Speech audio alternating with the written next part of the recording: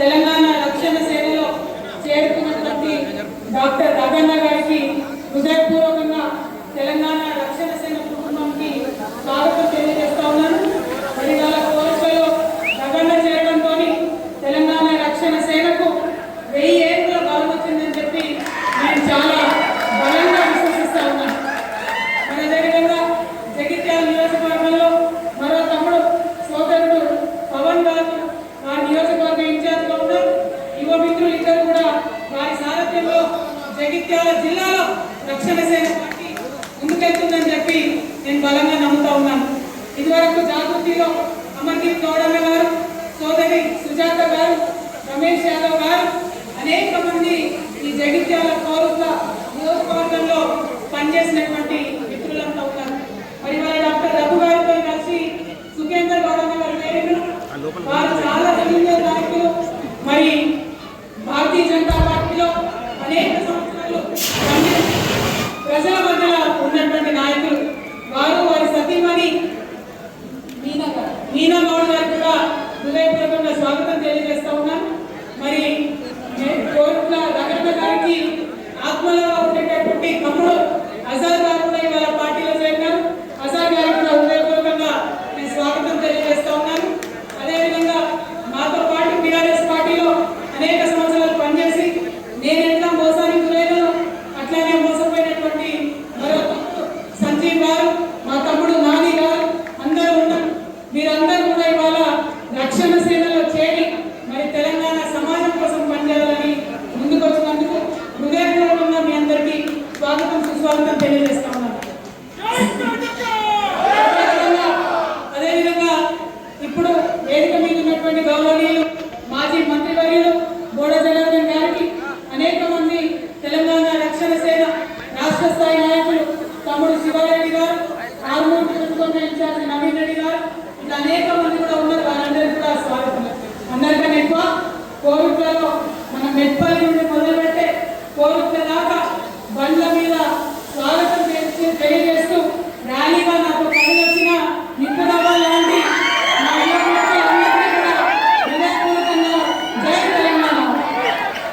మరి చాలా సేపటి నుంచి 1 గంట నుండి ఎంతో ఓపికగా రక్షణ సేన నుండి రావాలి, అక్క మాట్లాడుతుంది, మా కోసం ఏం చెప్తుందో అని ఎదురు చూస్తున్న మా ఆడబిడ్డలందరూ కూడా మళ్ళొకసారి మీ ఓపికతో ధన్యవాదాలు తెలియజేస్తాము.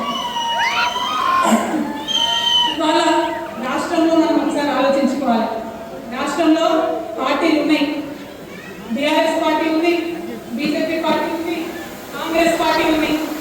మరి ఈ పార్టీలన్నీ ఉండగా ఇంకొక కొత్త పార్టీ ఏమవసరం ఒకసారి మనం ఆలోచన చేసుకోవాలి. ఉన్న పార్టీలన్నీ చక్కగుండి ఉన్న పార్టీలన్నీ మనకు కావాల్సిన పనులు చేసి పెడితే ఇంకొక పార్టీ అవసరమేమో ఒకసారి ఆలోచన చేసుకోవాలి. ఏనాడైతే బీఆర్ఎస్ పార్టీ నన్ను బయటకు గెంటేసిందో ఆనాడు నేను ఒకసారి కూర్చొని ఆలోచన చేసి, ఎందుకంటే ఆడబిడ్డ ఎప్పుడైనా ఇల్లు బాగుండాలి, ఆడబిడ్డ ఎప్పుడైనా తను మెట్టి నీళ్ళైనా పుట్టి నీళ్ళైనా తను ఉండే రాష్ట్రమైనా దేశమైనా బాగుండాలనుకుంటారు. కానీ అదే ఆడబిడ్డ అదే ఇంట్లో అవినీతి జరిగినా ఇంకొకరికి అన్యాయం జరిగినా చూసుకుంటూ ఊరుతారు. నేను కూడా ఊరుకోలేకపోయినా, అవినీతి జరుగుతుందని చెప్పిన, అన్యాయం జరుగుతుందని చెప్పిన, కొత్తగా ఇయ్యాల చెప్పలే. బీఆర్ఎస్ పార్టీ టీఆర్ఎస్గా ఉన్నప్పటి నుంచి చెప్తానే ఉన్నా, అధికారంలోకి వచ్చినప్పటి నుంచి చెప్తానే ఉన్నా. నేను చెప్పినటువంటి అనేక విషయాల్లో చర్యలు తీసుకున్నాను, కొన్ని విషయాల్లో తీసుకోలేదు. కానీ అవినీతిని ప్రశ్నించేసరికి, బీసీ బిడ్డల గురించి మాట్లాడేసరికి, ప్రజా ఉద్యమాలు చేపట్టేసరికి ఓర్వలేనటువంటి కొన్ని గుంట నక్కలన్నీ కలిసి నన్ను బీఆర్ఎస్ పార్టీలోకి బయటకు పంపిస్తుంది. నేను ఒక మాట ఆలోచన చేసుకున్నాను, నన్ను పార్టీలకే బయటకు పంపిండు, మరి నేను ఏం చేయాలి? ఒక కష్టం వచ్చింది ఒక ఆడబిడ్డకు ఏం చేయాలి? 20 ఏళ్ళు పనిచేసినటువంటి వ్యవస్థను పెట్టి ఇంట్లో కూర్చోవాలా, లేకపోతే అదే తోవల ప్రజల మధ్యలోపై ప్రజల కోసం పనిచేయాలా? ఆలోచించుకుంటే నాకు ఒకటే అనిపించింది, ఖచ్చితంగా బయటకు వచ్చినాం, ఆడబిడ్డలం బయటకు వస్తే వస్తే మాత్రం విడిచిపెట్టొద్దు. బయటకు వచ్చిన కాబట్టి నాకు తెలిసింది రాజకీయ రంగంలో సేవ చేయడం కాబట్టి ఖచ్చితంగా ఈ రాష్ట్రంలో ఒక నూతన రాజకీయ పార్టీ పెట్టాలని అనుకున్నాను. పెట్టిన తర్వాత చాలా మందితో ఆలోచన చేశాం. నేను ఒక్కదాన్ని ఏం నిర్ణయం తీసుకోవాలి. సమాజంలో అనేక మంది మేధావులు ఉన్నారు, భారతదేశంలో అనేక మంది గొప్ప వ్యక్తులు ఉన్నారు. అందరితో కూడా మాట్లాడినా ఇవాళ ఏం కావాలి మన రాష్ట్రంలో, ఎవరి కోసం పెట్టాలి పార్టీ, ఎవరి దగ్గర అక్కడే అయిపోయింది. అక్క మా తెలంగాణ వచ్చి 12 తెలంగాణ రాకముందు మాకు ఎంత జీతం ఉందో మాకు అంతే జీతం ఉంది. తెలంగాణ రాకముందు మాకు ఎంత గిట్టుబాటు వచ్చిందో అంతే వస్తున్నది. కానీ ఖర్చు ఎక్కువైనాయి, ఉప్పు ధర ఎక్కువైంది, పప్పు ధర ఎక్కువైంది, నూనె ధర ఎక్కువైంది, ఇంటి ఆదాయం మాత్రం పెరగలేదు. మరి అలా మా పిల్లగాని ఒక మంచి స్కూల్లో వేయాలంటే వేసే పరిస్థితి లేదు. మా ఇంట్లో ఎవరికన్నా జబ్బు వస్తే యాక్సిడెంట్ అయితే హాస్పిటల్లో చూపించే పరిస్థితి లేదు. ఈ ఆలోచన చేసిన తర్వాత అనేక మంది మేధావులతో ప్రపంచవ్యాప్తంగా వాళ్ళతో మాట్లాడినాను. వాళ్ళందరితో మాట్లాడినాక ఒక 5 కార్యక్రమాలు ఎంచుకున్నాం. ఈ 5 కార్యక్రమాలను నేను కాంచజన్యం అనే పేరు పెట్టుకున్నాను. భగవంతుడు శ్రీకృష్ణుడు అధర్మం మీద యుద్ధం చేయాలనుకున్నప్పుడు, పేదవాళ్ళ పక్షాన నిలబడాలనుకున్నప్పుడు, ఎవరు లేని వాళ్ళ పక్షాన ఉండాలనుకున్నప్పుడు ఆయన పాంచజన్యం అనే శంఖం పూరించింది. ఆయనను స్ఫూర్తిగా తీసుకున్న పాంచజన్యం అనేటటువంటి పథకం పెట్టుకొని ప్రజల మధ్యలోకి వచ్చిన ఏంటిది పాంచజన్యం? మొదటిది మనందరికీ ఉచిత విద్య రావాలి. అది పేదవాళ్ళైనా సరే పెద్దవాళ్ళైనా సరే. ప్రభుత్వ స్కూళ్ళలో ఉచిత విద్య ఉంది లేదని నేను అంటలేదు. కానీ ఒక మాట చెప్పాలి, ఎట్లుంటాయి మన ప్రభుత్వ స్కూళ్ళు? ఊర్లలో స్కూల్లే ఉన్నాయి. స్కూల్ ఉంటే భవంతు ఉండదు, భవంతు ఉంటే స్కూల్ ఉంటే భవంతు ఉండదు, భవంతు ఉంటే పిల్లలు ఉండరు, పిల్లలు ఉంటే భవంతు ఉండదు. మా గద్దరన్న చెప్పిండు, ఎప్పుడో చెట్టు కింద పోరాళ్ళు కూర్చుంటారు, పొద్దు తిరిగినట్టు చెట్టు చుట్టూ తిరుగుకుంటా నేర్చుకుంటారు. పిల్లలు వస్తే సార్ రాడు, సార్ వస్తే పిల్లలు రాడు, పిల్లలు పంతులు ఇద్దరు వస్తే రాద్దామంటే చాక్పీస్ ఉండదు. గసంటి పరిస్థితుల్లో ప్రభుత్వ స్కూళ్ళు ఉన్నాయి. మరి ప్రభుత్వ స్కూళ్ళలో పంపిద్దామా? పంపిస్తున్నదా ఎవరైనా? ఎంత పేదవాళ్ళైనా కష్టపడి మా పిల్లల్ని నేను ప్రైవేట్కి తోలుతామని కోరుకున్నాను. ఏమైతుంది ప్రైవేట్కి తోలితే? 1000 రూపాయలు, చిన్న చిన్న పట్టణాల్లో కూడా 1000 రూపాయలు ఉన్నాయి, అవి కట్టలేని పరిస్థితి ఉంది. यहाँ पे जितने भी हमारे खवातीन बैठे हैं, ఇక్కడ ఉన్న ఆడబిడ్డలందరికీ నేను చెప్తా ఉన్నా, రేపటి నాడు మీరు తెలంగాణ రక్షణ సేన పార్టీకి అవకాశం ఇవ్వండి, మమ్మల్ని ప్రభుత్వంలో తీసుకురండి. మీ ఇంట్లో పుట్టిన బిడ్డలందరికీ కూడా అది ప్రైవేట్, ఎక్కడ ఏ స్కూల్లో చేర్పించినా ప్రభుత్వమే డబ్బు పడుతుంది. ఒక్క రూపాయి కూడా మీరు ఫీజు కట్టే అవసరం లేకుండా మీ పిల్లల్ని చదివించుకోవాలి. ఎందుకు ఈ మాట చెప్తా ఉన్నా అంటే, ఆడపిల్లలకు ఒకటే ఆలోచన ఉంటుంది, మా పిల్లలు చదువుకోవాలి, మా పిల్లలు బాగుపడాలి, నేను పడ్డ కష్టం మా పిల్లలు పడొద్దని ఉంటారు. ఇవాళ ఫీజులు కట్టలేని పరిస్థితులు ఉన్న తల్లిదండ్రులకు నేను మాట ఇస్తా ఉన్నా, రేపటి నాడు మీ ఆడబిడ్డ సర్కారు వస్తుంది ఖచ్చితంగా, వచ్చినప్పుడు ఫీజు మొత్తం కూడా గవర్నమెంటే భరిస్తుంది. అదేవిధంగా వైద్యం, ఇవాళ ప్రభుత్వ ఆసుపత్రికి పోతే సూది ఉంటే దూది ఉండదు, దూది ఉంటే సూది ఉండదు. ప్రభుత్వ ఆసుపత్రికి పోతే రకరకాల విచిత్రమైన పరిస్థితులు ఉన్నాయి. ఆరోగ్యశ్రీ ఆరోగ్యశ్రీ అంటారు. ఆరోగ్యశ్రీ ఎట్లుంటుందమ్మో మనకు తెలియదా? అరచేతికి దెబ్బ తగిలితే ఆరోగ్యశ్రీ ఉంటుంది, మోచేతికి దెబ్బ తగిలితే ఆరోగ్యశ్రీ ఉండదు. అటువంటి అనేకమైన రూళ్ళు పెట్టి ఇబ్బందులు పెట్టే పరిస్థితి ఉన్నది. వెంటనే ఏం చేస్తాం? మనం ప్రైవేట్ హాస్పిటల్కి పోతాం. ప్రైవేట్ హాస్పిటల్కి పోతే లక్షలలో అవుతుంది, లక్షలలో అవుతుంది ఖర్చు. కానీ అడిగేటోళ్ళు లేరు, ఇచ్చేటోళ్ళు లేరు. నేను మాట ఇస్తా ఉన్నా, తెలంగాణ బిడ్డ మాట అంటే మాటనే ఉంటుంది, తప్పేది ఉండదు. పైగా ఒక ఆడబిడ్డ మాట ఇచ్చిందంటే ఎట్లుంటాం? ఆడబిడ్డలో మనం చేసేదే చెప్తాం, చెప్పింది ఖచ్చితంగా చేస్తాం. నేను మీకు మాట ఇస్తా ఉన్నా, ఉచిత వైద్యం, ఎంత పెద్ద హాస్పిటల్ పైన ఎంత పెద్ద రోగమైనా మన తెలంగాణలో ఏ ప్రైవేట్ హాస్పిటల్ పైన ఉచిత వైద్యం ఖచ్చితంగా మన కుటుంబంలో ప్రతి ఒక్కరికి మీ ప్రభుత్వమే దగ్గరుండి కడతారు. నేను ఈ 2 మాటలు చెప్పగానే అన్ని పార్టీలలో మొగలే ఉన్నారు కదా, అన్ని పార్టీలలో అన్నలే ఉన్నారు, తమ్ములే ఉన్నారు, వాళ్ళందరూ నా మీద పడిపోయారు. ఎక్కడికెళ్ళి ఇస్తావు, పైసలు ఏడున్నాయి అంటారు. నేను ఒకటే మాట చెప్తా ఉన్నా, మీరు తిండి బంద్ చేయండి, మీరు అవినీతి సొమ్ము తినడం బంద్ చేయండి, పేదవాళ్ళకు విద్య వస్తుంది, పేదవాళ్ళకు వైద్యం కూడా వస్తుంది. నేను లెక్కలేసి చూపిస్తా, ఒట్టిగా మాట్లాడేదాన్ని కాదు. నేను చదువుకున్నదాన్ని దేవుడి వల్ల. ఒకప్పుడు మా అమ్మ కలగన్నది, పట్టుబట్టి నన్ను ఇంగ్లీష్ మీడియం స్కూల్ వేస్తే ఆమె దయతో అమెరికా దాకా చదువుకొని వచ్చిన. ఆ తెలివితేటలతోనే చెప్తున్నా, ఈ రాష్ట్రంలో ఉన్న బడ్జెట్, ఇప్పుడున్న బడ్జెట్తోనే ఉచిత విద్య ఇవ్వచ్చు, ఉచిత వైద్యం ఇవ్వచ్చు. మీరు టిఆర్ఎస్ పార్టీని గెలిపించండి, ఈ రెండు నేను ఇచ్చి చూపిస్తాను. ఇక మూడవది, మస్తు ప్రభుత్వాలు వస్తున్నాయి పోతున్నాయి, కానీ ఎవ్వరు కూడా యూత్ ఒక్క రూపాయి కూడా ఇవ్వలేదు. నాట్ ఈవెన్ సింగిల్ రూపీ ఎవరు కూడా యూత్ నమ్మి ఇవ్వలేదు. మగ పిల్లలకి ఇవ్వలేదు, ఆడపిల్లలకి ఇవ్వలేదు. అందరు చదువుకుంటున్నారు, ఉద్యోగాలు రానటువంటి పరిస్థితి ఉంది. ఓ చిన్న వ్యాపారం చేయాలంటే మళ్ళా తల్లిదండ్రులు అడుకోవాలి, భూమి కనుక పెట్టాలి. ఇక్కడ ఉన్న మా యూత్ అందరూ కూడా చెప్తున్నారు నాతోని, అక్క మేము ఒక బైక్ కొనుక్కోవాలంటే మా అమ్మ దగ్గరికి పోయి అడగాలి. మా అమ్మ గ్రూప్ లో పోవాలి, 10 మంది ఆడవాళ్ళతో కలిసి పైసలు ఎత్తాలి, ఆమె ఇచ్చే లక్షలతో నేను బండి కొనుక్కోవాలి. కొన్ని ఎవరన్నా తప్పుడు ఒక ఆటో కొనుక్కుంటా ఒక 3 లక్షల రూపాయలు అయితే అంటే మళ్ళీ అదే పరిస్థితి. వయసు వచ్చిన పిల్లలై ఉండి, వయసు వచ్చిన ఆడపిల్లలైనా మగ పిల్లలైనా డిగ్రీలు చేసి పీజీలు చేసి మళ్ళా తల్లిదండ్రుల్ని పైసలు అడుకోవాలంటే నామోషి అనిపిస్తుందని అన్నారు. అందుకే వాళ్ళ కోసం ఆలోచన చేసిన. నేను ఇవాళ మీకు మాట ఇస్తా ఉన్నా, నేను మా యూత్ని నమ్మదలుచుకున్నా, మా ఆడపిల్లల్ని నమ్మదలుచుకున్నా, మా మగ పిల్లల్ని నమ్మదలుచుకున్నా. మీకు ఏమన్నా ఐడియా ఉందని బిజినెస్ ఐడియా 2 లక్షల నుంచి 20 కోట్ల వరకు 2 lakhs to 20 crores మీకు ఏమన్నా ఐడియా ఉందనండి.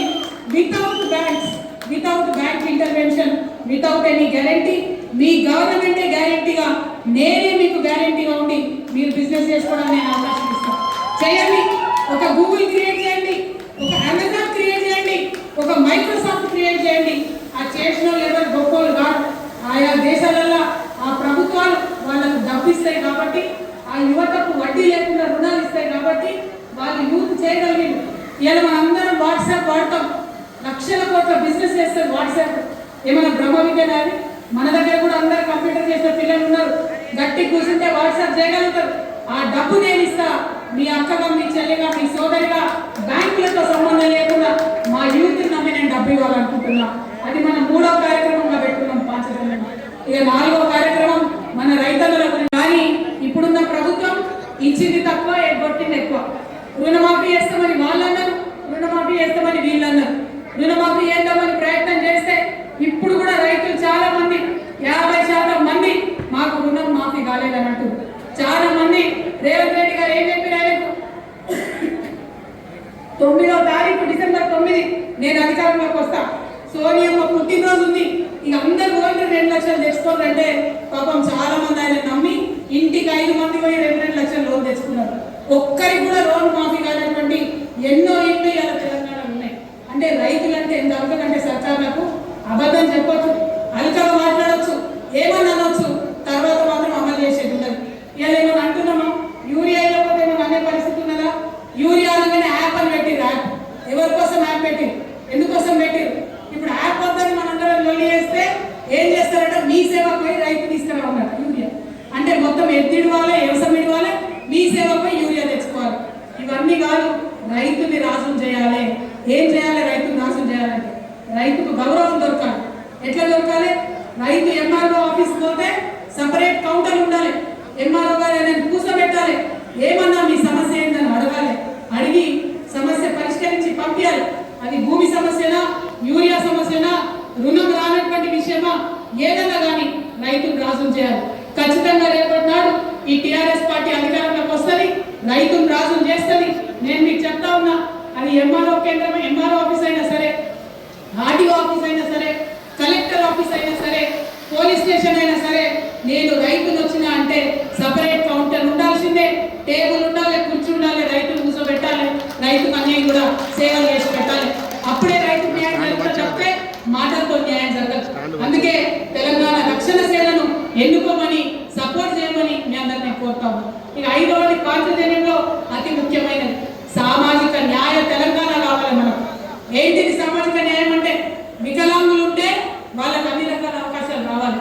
ఇలా రేవంత్ రెడ్డి గారు మహిళలకు ఫ్రీ బస్ అని పెట్టింది. ఏం జరుగుతుంది? మహిళలకు ఫ్రీ బస్ అని పెడితే బస్సు డ్రైవర్ బస్ స్టాండ్ ఆపుతలేరు, భయపడి బస్ స్టాండ్ అవతల ఆపుతారు.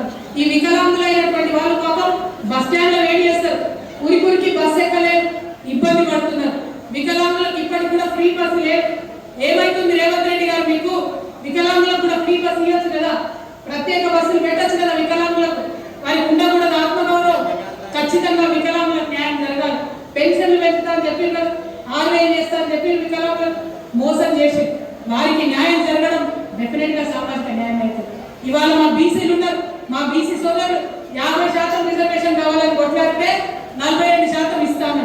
మేమందరం లొల్లి పెడితే, గల్లీలో ఢిల్లీలో లొల్లి పెడితే, రైలు రోకో చేస్తే 42% బిల్లులు పాస్ చేసి ఢిల్లీ పంపిండు. ఒక్కసారి కూడా పోతే ఒక్కసారి కూడా మాట్లాడతలేదు. ముఖ్యమంత్రి గారు అంటే ఢిల్లీకి పోతాడు, అంటే ఢిల్లీకి పోతాడు. సోనియా గాంధీ బర్త్డేకు ఢిల్లీ, రాహుల్ గాంధీ బర్త్డేకు ఢిల్లీ, ప్రియాంక గాంధీ బర్త్డేకు ఢిల్లీ, కానీ బీసీ బిల్లు మాత్రం నో ఢిల్లీ. దానికి మాత్రం అఖిలపక్షం తీసుకుపోవడం ఉండదు. అంటే బీసీల పట్ల చిత్తశుద్ధి లేదు. వారి కోసం కొట్లాడుతారు టీఆర్ఎస్, ఎస్సీల కోసం కొట్లాడుతారు టీఆర్ఎస్. ఎస్సీలకు వచ్చినటువంటి ఫండ్ మొత్తం కూడా పక్కదారి పడుతూ ఉంది. అట్లా కాకుండా ఎస్సీకి వచ్చిన ఫండ్ వారి ఫండ్ వారికే ఖర్చు కావాలి. ఎస్టీల కోసం కొట్లాడుతారు టీఆర్ఎస్, ఎస్టీలకు వచ్చే ఫండ్ పక్కదారి పడుతుంది. ఎస్టీలో గిరిజనులు అయినటువంటి లంబాడాలకి వారికి రావాల్సిన న్యాయం వారి కోసం కొట్లాడుతాం. లంబాడాలు మినిస్టర్గా లేనటువంటి ఏకైక ప్రభుత్వం రేవంత్ రెడ్డి ప్రభుత్వం. స్వతంత్రం వచ్చినప్పటి నుంచి కూడా ప్రతి క్యాబినెట్ లో లంబాడాల మంత్రులు ఉన్నారు. కేవలం రేవంత్ రెడ్డి గారు 30 నెలలకు ఇంతవరకు ఒక లంబాడ కూడా మినిస్టర్ గారు. ఎంబీసీలకు మంత్రి ఇస్తామన్నారు, వాళ్ళకు మాట్లాడలే. మా ఆదివాసుల గురించి కూడా కొట్లాడుతుంది టీఆర్ఎస్.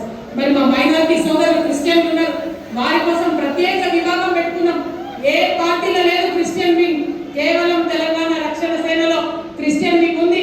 క్రిస్టియన్ సమస్యల పట్ల ఖచ్చితంగా కొట్లాడతాం. దళిత క్రిస్టియన్ల విషయంలో కూడా మేము మీకు అండగా నిలబడతాం. हमारे जो मुसलमान भाई है, एक टाइम ऐसा था आप लोग हुकूमत में थे, ऐसा एक टाइम था अव्वल दर्जे पे हमारे लोग जिया करते थे, ऐसा एक वक्त था जो नीचे से लेके ऊपर जाते जाते कदम कदम पे मुसलमान अफसर मिलते थे, हर जगह पे मुसलमान टीचर मिलते थे। आज हालत ऐसी हो गई कि मुसलमानों को छोटे छोटे काम करके अपने घर गुजारा करना पड़ रहा। रेशन में जो चावल मिलता उसके ऊपर डिपेंड होना पड़ रहा। बहुत बदतर हालत हो गई है। घर में जितने भी लोग हैं सारे लोग जब तक काम नहीं करते तब तक घर नहीं चलता। ऐसा हालत मुसलमानों का हो गया। कौन जिम्मेदार है इसके लिए? कौन काम करेगा इसके लिए? कोई पार्टी आती है रिजर्वेशन के नाम से हम लोगों को बहका के वोट लेते हैं। आज सरकारी नौकरियां खत्म होने को आ रहे, आप रिजर्वेशन के बात करके हमको बहला के वोट लेके चले गए। मैं आपके बहन होने के नाते मैं एक बात आपसे कहना चाहता हूँ, हमें तालीम की जरूरत है, हमें फाइनेंशियल एम्पावरमेंट की जरूरत है। पैसे कमाना है अगर मुसलमान लोगों को, हमें पॉलिटिकल एम्पावरमेंट की जरूरत है। नुमाइंदे होने चाहिए हमारे बहुत ज्यादा, जैसे पहले होते थे। नुमाइंदा ज्यादा अगर हमारे असेंबली में है, पार्लियामेंट में है, तब जाके हमें कोई जस्टिस मिल सकता।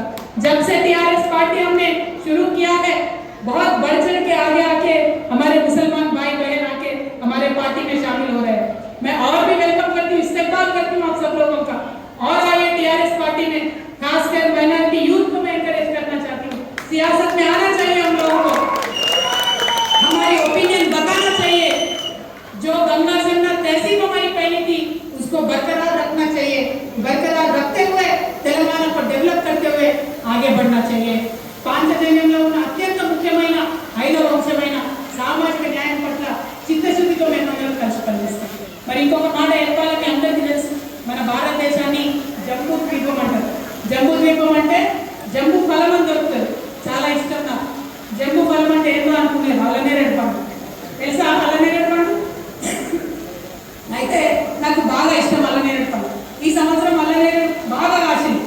ఘోరం ఏంటంటే మనకి ఇష్టమైన పండు తినడానికి బాగానే ఉంటుంది, కానీ ఏ సంవత్సరం అయితే అల్లనేరేడు పండు బాగా కాత కాస్తుందో ఆ సంవత్సరం వర్షాలు తక్కువ పడతాయి. అల్లనేరేడు పండు కాత చూసి నేను అనుకున్న వర్షం ఈసారి హ్యాండ్ ఇచ్చి పెట్టుకున్నది. ఆ తర్వాత వాతావరణ శాఖ వచ్చి చెప్పింది ఈసారి సూపర్ ఎల్నినో వస్తుందని, వర్షపాతం ఆగమాగం ఉన్నది.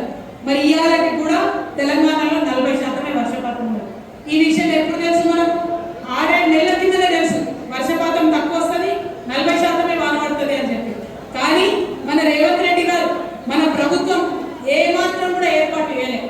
మన మొత్తం కోరుట్ల, మెట్పల్లి, కరీంనగర్, ఉత్తర తెలంగాణ అంతా కూడా గోదావరి నది పైన ఆధారపడి ఉంటున్నాం. గోదావరి నది మీద చిన్నవి పెద్ద అన్ని కలిపితే 57 రిజర్వాయర్లు ఉన్నాయి. మనం ఆ 57 రిజర్వాయర్ల 418 టీఎంసీలు దాచిపెట్టుకుని నిల్వ ఉంచుకునే కెపాసిటీ ఉంది. కానీ రేవంత్ రెడ్డి గారి ప్రభుత్వం నిర్లక్ష్యంతో, రేవంత్ రెడ్డి గారి ప్రభుత్వం అలసత్వంతో ఇవాళ 418 టీఎంసీలు ఉండాల్సిన కాడ కేవలం 93 టీఎంసీలు ఉన్నాయి. అంటే ఇప్పుడు పరిస్థితి ఏంటి? రైతులకు నీళ్ళు ఇచ్చే పరిస్థితి లేదు. రైతులు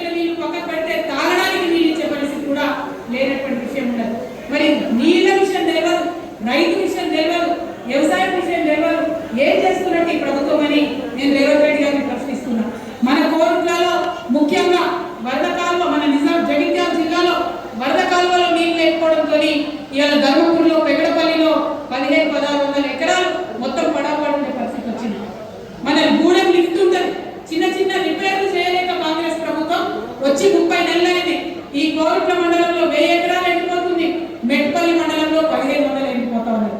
మరి ఇట్లా చూసుకుంటా పోతే చెప్పుకుంటా పోతే కాళేశ్వరంలో ప్యాకేజ్ 22 లేక 7500 ఎకరాలు ఇబ్రహీంపట్నంలో సాగులో కానటువంటి పరిస్థితి ఉంది. అంటే ఎట్లా చూసినా మన పొలాలకు రావాల్సిన గోదావరి నీళ్లు ఇచ్చేటటువంటి పరిస్థితి కాంగ్రెస్ ప్రభుత్వానికి లేదు. కానీ అబద్ధాలు మీరికెళ్ళి నిన్నలాగా మొన్న కూడా ఒక రైతన్న ఆత్మహత్య చేసుకున్నాడు. ముఖ్యమంత్రి గారి గురించి మాట్లాడుకుంటేనే ఆయన ఆత్మహత్య చేసుకున్నాడు. ఒక రిటైర్డ్ ఇంజనీర్ని ముఖ్యమంత్రి గారు మాటలంటే పాపం వల్ల ఏడ్చింది పెద్ద మనిషి. ఎందుకోసం? ముఖ్యమంత్రి గారు రాజకీయం చేస్తున్నారు. అటు బీఆర్ఎస్ వాళ్ళు రాజకీయం, ఇటు ముఖ్యమంత్రి గారు రాజకీయం. ఏమని అంటే కాళేశ్వరం గూలిపోయింది కాబట్టి నీళ్ళు ఇవ్వడానికి చెప్పినాం. మేమందరం 3 ఏళ్లకే చెప్తున్నాం. మేడిగడ్డ బ్యారేజ్ ఏదైతే పర్రెలు వాసిందో ఆ బ్యారేజ్ తో సంబంధం లేకుండా రైతులందరికీ నీళ్ళు ఇవ్వచ్చు. కన్నెపల్లి వాడుకొని కన్నెపల్లి పంపాల్సి నుండి అన్నారం సుందీల నుండి తీసుకొచ్చి ఎల్లంపల్లిలో నీళ్లు వస్తే ఇవాళ మన ఎస్ఆర్ఎస్పీ నిండుతుంది, మన వర్తకాలలో నిండుతుంది, మన మల్లన సాగర్ నిండుతుంది. వీటన్నిటితో నీళ్ళు ఇవ్వచ్చు. కానీ ఆ మాట మాట్లాడతలేడు ముఖ్యమంత్రి. మాట్లాడకుండా ఏమంటున్నాడు? ఈ 3 బ్యారేజ్లు నిండుతానంటే భద్రాచలం రాముడు కొట్టుకోపోతాడట. మరి ఎవరు చెప్పిన ఆయనకి ఏం చెప్పారు? కొట్టుకపోతాడని అబద్ధం ఆడుకుంటూ అయిపో రాముడి మీద ఒట్టన్నాడు. ఈయన ఒట్టన్నాడంటే ఆ పని కట్టాలంటే 1 కాదు 2 కాదు మనం బోల్డని చూసాం. అయితే ఏమైందంటే రాముడి గురించి రేవంత్ రెడ్డి గారు చెప్పగానే నాకు ఒక విషయం గుర్తొచ్చింది. మొన్న మధ్యనే భద్రాచలంలో రాముల వారి కళ్యాణం అయింది.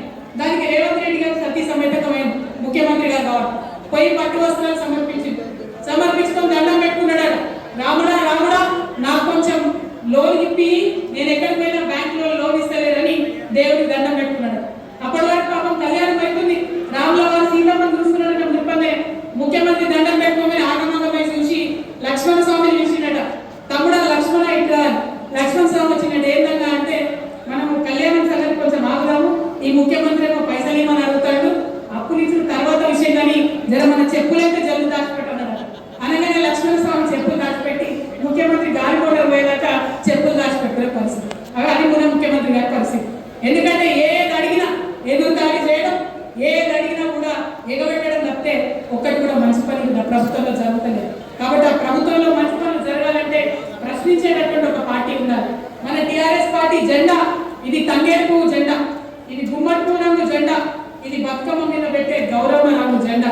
మరి ఈ జెండాను ఆదరించాలని చెప్పి నేను మిమ్మల్ని అందరినీ కూడా మనస్ఫూర్తిగా వేడుకుంటా ఉన్నాను. ఇవాళ డాక్టర్ రగన్న కోరుట్లలో వచ్చి చేరడంతో డెఫినెట్ గా మంచి బలం వచ్చింది. ఆ బలాన్ని ఇంకా మంచిగా ప్రజల కోసం కొట్లాడడానికి, ప్రజల పక్షాన నిలబడడానికి మేము వాడుకుంటాం. మేము ఇవాళ ప్రధాన ప్రతిపక్షంగా పనిచేస్తున్నాం. రేపటి నాడు మీ అందరి దయ ఉంటే ఖచ్చితంగా అధికారంలోకి వస్తాం. వచ్చి ఇప్పుడు దాకా చెప్పిన పనులను కూడా చేసి పెడతాం. మరి రగన్న అన్ని పార్టీలు నమ్ముకొని మోసపోయింది అన్నారు. అన్న అన్ని పార్టీలు అండలు ఉన్నారు కదా, మోసం చేస్తారు. ఇది అక్క పార్టీ, మోసం ఉండదు. ఖచ్చితంగా ఖచ్చితంగా ఖచ్చితంగా రగన్న అసెంబ్లీకి పంపేది ఖాయం. రగన్న నిలబడ్డప్పుడు మెట్టుకొని మరి రగన్నకు సహకరించాలి, వారి ఓటేయాలి, వారిని గెలిపించాలని చెప్పి మనస్ఫూర్తిగా మిమ్మల్ని అందరినీ కోరుతున్నాం. నిజంగా ఈ కోరుట్ల నిజామాబాద్ పార్లమెంట్ ప్రజలందరికీ కూడా మళ్ళొకసారి నేను చేతులు జోడించి నమస్కరిస్తా ఉన్నా. ఎందుకంటే మీరందరూ ఓటేయడం వల్లనే నేను పార్లమెంట్కి పోయి ఇలా దేశంలో అంతా కూడా గుర్తుపట్టే పరిస్థితి ఉన్నది. మీ దయతోని నేను ఇవాళ 10 మంది నన్ను గుర్తుపట్టేటటువంటి స్థాయికి ఎదిగిన. మరీ ముఖ్యంగా కోరుట్ల మెట్పల్లిలో ఉన్న ఎవరైతే ముసల్మాన్ సోదరులు ఉన్నారో अब सबको मैं तहे दिल से और एक बार शुक्रिया अदा करना चाहती हूँ, क्योंकि हर टाइम आप हमारे साथ रहे, हर टाइम आप हमारे मुझे अपने बहन मान के एक फैमिली मेंबर का आपने दर्जा दिया। पूरे पार्लियामेंट के हल्के में मुसलमान भाइयों ने वो रिस्पेक्ट मुझे दिया। तो इसी रिलेशनशिप से, इसी रिश्ते से मैं आपसे मांगती हूँ कि आप टीआरएस पार्टी का कायद करिए, रगन्ना को सपोर्ट कीजिए, पवन को सपोर्ट कीजिए, टीआरएस पार्टी को आगे बढ़ाइए। हम आपके लिए काम करेंगे। Thank you. जय तेलंगाना, जय तेलंगाना, जोहार तेलंगाना मरवीरुలకు, जोहार तेलंगाना मरवीरुలకు।